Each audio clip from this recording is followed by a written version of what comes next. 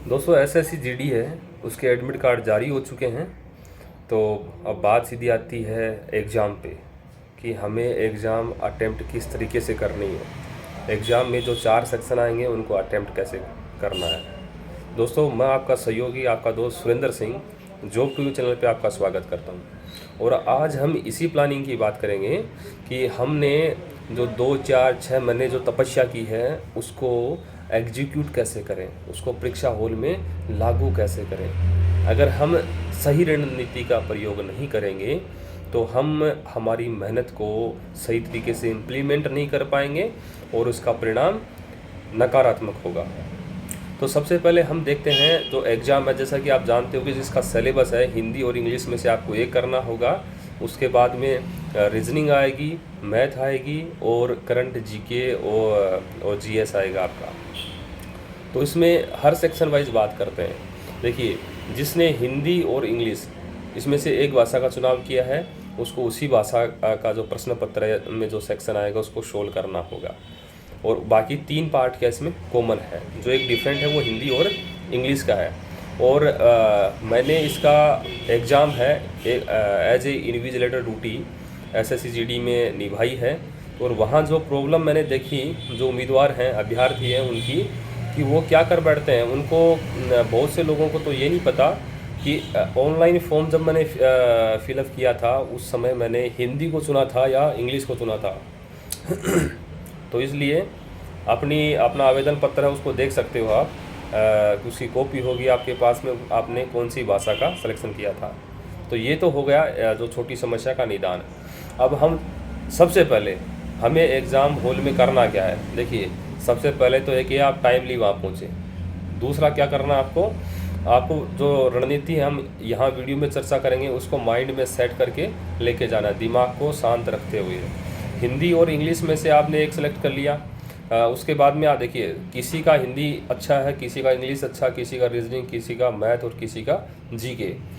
तो जिसका जो अच्छा है सबसे पहले वो पार्ट लेना है, ठीक है। देखिए, अगर जीके हमें आता है तो तुरंत हम कर सकते हैं, इनमें मार्क तो करना है, ऑप्शनल है वो, उसमें मतलब ABC में आपको मार्क करना है, ठीक है। कंप्यूटर बेस्ड आपका एग्ज़ाम होने वाला है तो सबसे फास्ट कर सकते हैं। उसके बाद में जो आपका सेकंड सब्जेक्ट है आप उसको लीजिए, फिर थर्ड, फिर फोर्थ, ऐसे आपको क्या है अपना सीक्वेंस लेना है, ठीक है। और अब सीक्वेंस तो आपने बना लिया। अब बात करते हैं कि ऐसा तो है नहीं कि प्रत्येक पार्ट में हम जो आपके 20 क्वेश्चन आएंगे वो सारे कर देंगे, ठीक है, ऐसा नहीं है। तो इसमें आपको करना कैसे है कि सबसे पहले आपने इजी टू हार्ड जो अपना सेक्शन ले लिया कि जो आपका स्ट्रॉन्ग है फर्स्ट में उसको लिया, फिर सेकंड, फिर थर्ड, फिर फोर्थ। इनमें जो आपको कॉन्फिडेंटली आता है, आपको पूरा भरोसा है कि मैं जो उत्तर कर रहा हूँ वो सही है, जो आंसर कर रहा हूँ वो सही है, आप ऐसे करते करते चारों सेक्शन को कंप्लीट करोगे। और चारों सेक्शन को कंप्लीट करने में देखिए एक गलती कर देते हैं कई बार जैसे अब तो ऑनलाइन एग्जाम है, लेकिन ऑफलाइन में क्या करते हैं कई अभ्यर्थी पहले पूरा प्रश्न पत्र सोल्व कर लेंगे, उसके बाद में OMR शीट भरेंगे तो उनमें कई बार उनकी सीक्वेंस गलत भरी जाती है। मतलब उनको क्वेश्चन का आंसर आता है उसके बावजूद उन्होंने गलत कर दिया, ठीक है। तो आपको भी इसमें एक ध्यान रखना है, अगर क्वेश्चन सोल्व कर लिया आपने तो उसका पहले नंबर देखना है, ये नंबर है, फिर उस नंबर के सामने आराम से ABCD देखना है, उसके बाद में जो भी आपने आंसर किया करना चाह रहे हो उसको फिलअप करना है। इसका भी ध्यान रखना है, ठीक है, क्योंकि आपने जो मेहनत की है उसको लास्ट तक एग्जीक्यूट नहीं करोगे ना, तो जितनी मेहनत की है उस क्वेश्चन को सोल्व करने में वो व्यर्थ जाएगी। तो इस बात का भी खासा ध्यान रखना है। अब इसके बाद में जो कॉन्फिडेंटली आप क्वेश्चंस कर रहे हो उनका परिणाम क्या होगा। देखिए, हमें प्रीवियस जो रिजल्ट है उसमें मेरिट कितनी गई है कैटेगरी वाइज, आप जिस भी कैटेगरी से बिलोंग करते हो उस हिसाब से देख सकते हो। तो हमें वो चीज़ फोकस है वो ध्यान में रखना है। देखिए, लक्ष्य ध्यान में रखेंगे तभी हम क्या है ठीक से हर रणनीति बना पाएंगे कि मेरा ये लक्ष्य है, ठीक है। तो लक्ष्य ध्यान में रहा तो आप उस हिसाब से पहुँच जाओगे। अगर आप प्रीवियस मेरिट है उसके पास पहुंच रहे हो तो बहुत अच्छी बात है, लेकिन अच्छी बात इसमें कितनी है, 70% आप ऐसे मान सकते हो कि हाँ ठीक है मेरा सिलेक्शन हो जाएगा, मेरा जो पेपर है वो पास हो जाएगा। लेकिन नहीं, हमें यहाँ नहीं रुकना है, हमें कम से कम प्रीवियस मेरिट से 10 नंबर ज़्यादा हासिल करने, ज़्यादा का टारगेट नहीं है, 10 का है।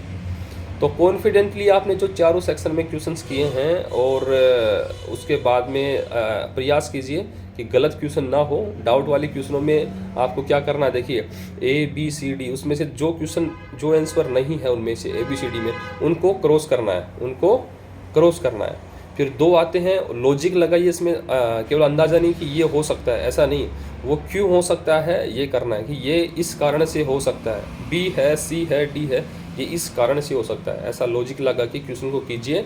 यकीन मानिए 10 क्वेश्चन को अटेम्प्ट करेंगे तो आपके 7 से 8 सही जाने के चांस रहते हैं। ठीक है, तो ये रणनीति है परीक्षा की, इस प्रकार से करनी है।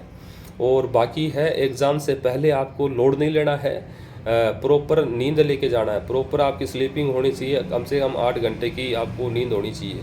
और दोस्तों यकीन मानिए कि आपने 6 महीने मेहनत की है ना, तो आप एग्ज़ाम हॉल के बाहर देखोगे बहुत से बंदे ऐसे बुक लिए बैठे हैं, कुछ नहीं होने वाला उससे होने वाला है दिमाग पे अतिरिक्त आपके भार पड़ेगा, प्रेशर आएगा, जिससे आप जो मेहनत की है ना उसको भी ठीक से लगा नहीं पाओगे।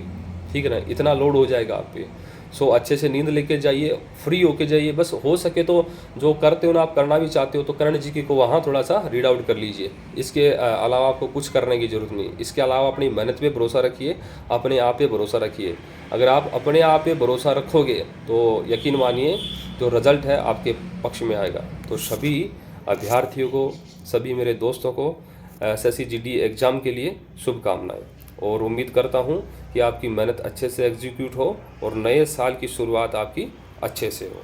तो मिलते हैं और दूसरे वीडियो में और ऐसे ही शानदार नॉलेज के साथ। जय हिंद।